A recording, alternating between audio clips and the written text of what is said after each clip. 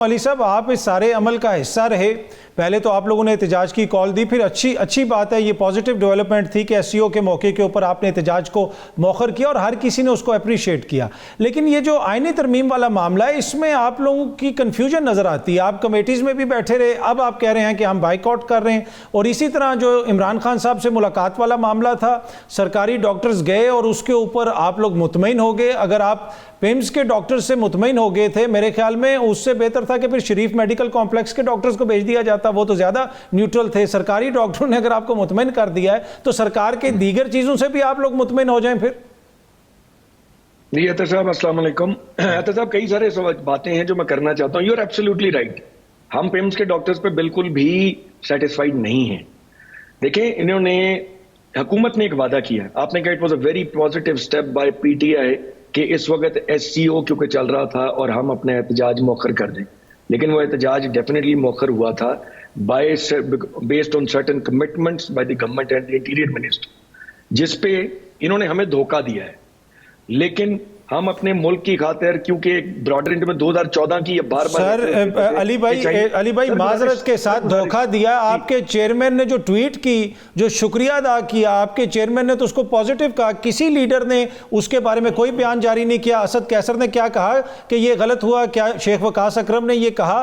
क्या ये गौर अयूब साहब ने कहा? बैरिस्टर साहब ने कहा? चेयरमैन साहब ने, सब ने तो कहा कि बड़ा अच्छा हो गया। तो अब आप इनका धोखे की किधर बात कर रहे हैं? नहीं, उन्होंने जब कहा कि हम आपकी मुलाकात करा देंगे, आप मेहरबानी करें अपना एहतजाज फॉलो अप कर दें, हमने उसको वेलकम किया in the broader interest of the party.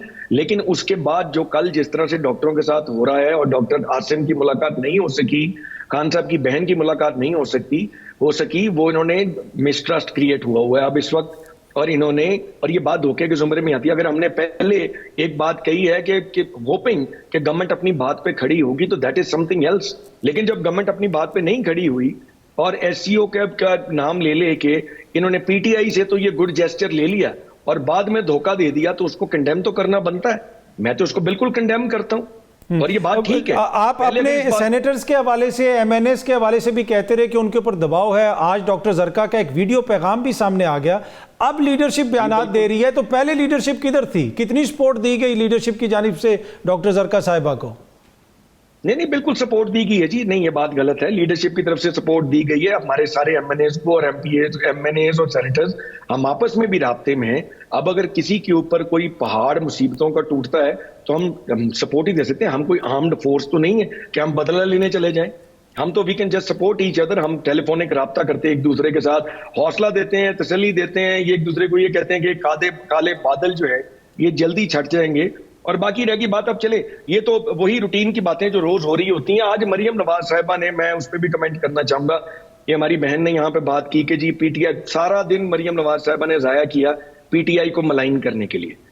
देखें, अगर if she is a good administrator, Punjab के अंदर किसी बच्ची की इज्जत का मामला हो, कोई भी मामला हो, बड़ी शर्मनाक बात है और इनको डूब के मर जाना चाहिए जिस तरह की ये गुफ्तगू कर रहे हैं और जिस तरह हुकूमत बिहेव कर रही है। अगर बच्चों के स्कूल में अगर कोई इंसिडेंट हुआ है, सबकी बच्चियां साझी हैं, हम कभी इस तरह के मामले में, आपने भी बेसिकली गवर्नमेंट ने फायदा उठाया, वहां पे अगर कोई केओस मचा हुआ है, आप उसको हैंडल करें एडमिनिस्ट्रेटिवली जैसे भी आपने करना है। We don't even want to comment on that, ना ही हमने किया है।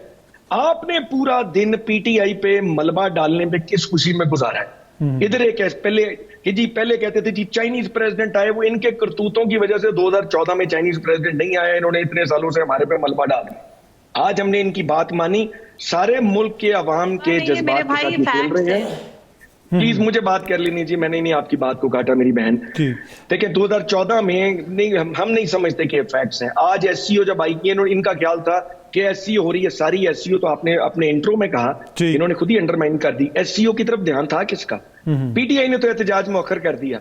सारा वक्त मौलाना साहब की, पीपल्स पार्टी की, पीएमएलएन की मीटिंगें, इन्हीं आईनी तरमीम की तरफ ही सारे का सारा फोकस था। आप लोग भी तो शामिल रहे ना सर। अब ये ब्रीफली ये भी बता दीजिएगा कि कोई मसवदा वगैरह तो नहीं दिया आप लोगों ने? किसी चीज पे एग्री किया आप लोगों ने?